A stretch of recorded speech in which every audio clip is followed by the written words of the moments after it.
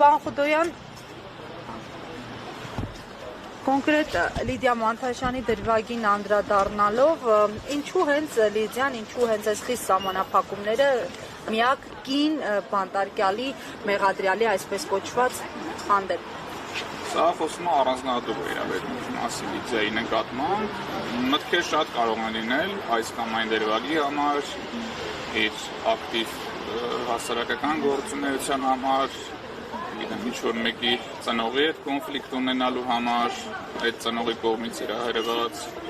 դատախազության դիմաց օրինակ Նիկոլ Փաշինյանի խրտվիլակը բերելու համար եւ տարբեր տեսակի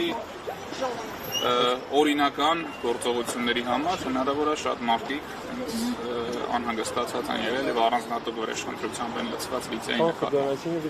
որ ներգաղթական ինչ-որ խնդիրներ են այստեղ։ Քանի որ գործին էլ ամբողջությամբ տիրապետելով որևէ պատճառ ես չեմ տեսնում, թե ինչ պետք է իր հանդեպ լինի առանձնահատուկ վերաբերմունք, պետք է փորձենք փնտրել պատճառները այդ հարթության մեջ։ Տեսեք, այս նույն գործով ավելի նույն մեղադրանքը գրող մարդկանց մի մասը ազատացել։ Դե շատ ժամանակ երբ որ մենք դատարանում երկար բարակ խոսում ենք, հասկանալի է որ մարդկանց համար ընկալելի չի լինում գործի բովանդակությունը ամբողջության մեջ։ Թե մեղադրանքները օրինական են, ապօրինի են, երկար նիստեր պետք է անցնեն, որպեսզի ամեն դրվագը հիմնավորենք։ Այս պարագայում շատ բարձ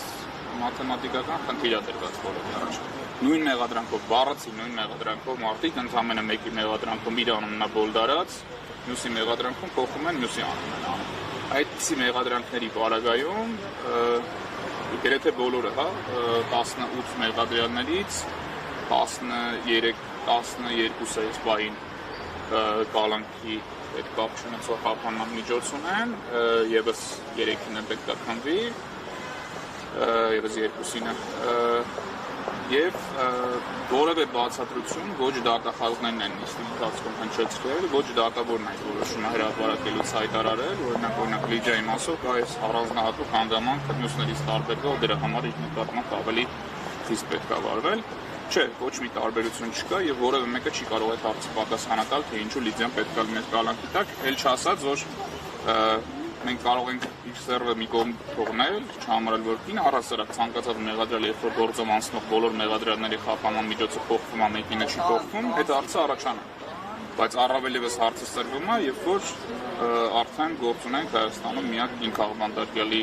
խնդրին ու ի նկատմամբ այդ առանձնահատուկ ու ցինիկ վարկագծի։ Պարոն, ես նկատել եմ պարբերաբար դատական նիստերին ներկայանում է նաև միջազգային կառույցի Հայաստանի ներկայացուցիչ, կարծեմ Կանադայի հյուպատոսը, ինքը այս առնչությամբ ինչ դիրքորոշում ունի, արդյոք ստացվել է զրուցել, պարզել նրա դիրքորոշումը եւ այդ արձանագրությունները, որ անում է դատական նիստերի ընթացքում, ուր են ուղարկվում, որ ոչինչ այսպես չեմ կարող պատասխանել, պետք է իրենց դիմեք, իրենք չեն հրաժարվում են մենք շփվել ենք գործի վերաբերյալ ամբողջական տեղեկատվություն ներկայացրել ենք ոչ միայն իրենց, այլև տարբեր դիվանագիտական ներկայացուցիչների որոշ տեղերից ընդունել են իգիտություն, որոշ տեղերից պատասխաններ չենք ստացել, կոնկրետ իրենք քանի որ Բագրատ Սերբազյանը Կանադայի քաղաքացիություն երկինքով ներկայանում են դատական նիստերին, խոսակցությունների բովանդակությունը չեմ կարող բարձրացնել, որովհետև նման պայմանավորվածություն չունենք, այս հակառակի մասին պայմանավորվածություն ունենք,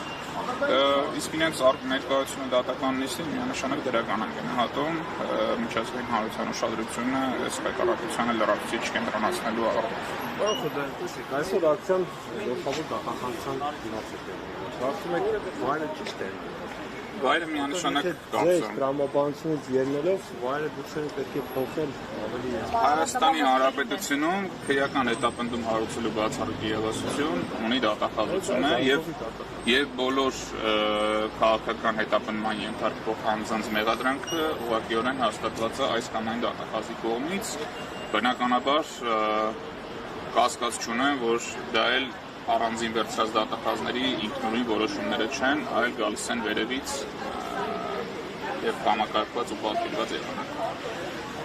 Բնականաբար դատախազությունը պատասխանատու է դրա համար, բայց իհարկե դատարանները, այն դատավորները, որոնք նույնպես այդ ակտերը կայացնում են, իրենք էլ մասում են, շատ հաճախ փորձում են արդարացումները գտնել, որ գործի այս փուլն է, չգիտեմ, մեղադրանքը արդեն եկել է, ոչինչ չենք կարող անել, ապացույց կհետազոտենք,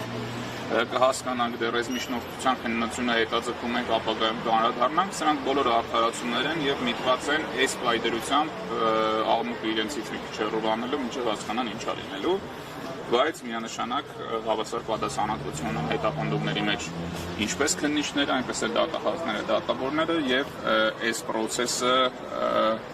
հրապարակող, քարոզչական կապուղիներով անցկացնող բոլոր ակտիվ գործող անձինք։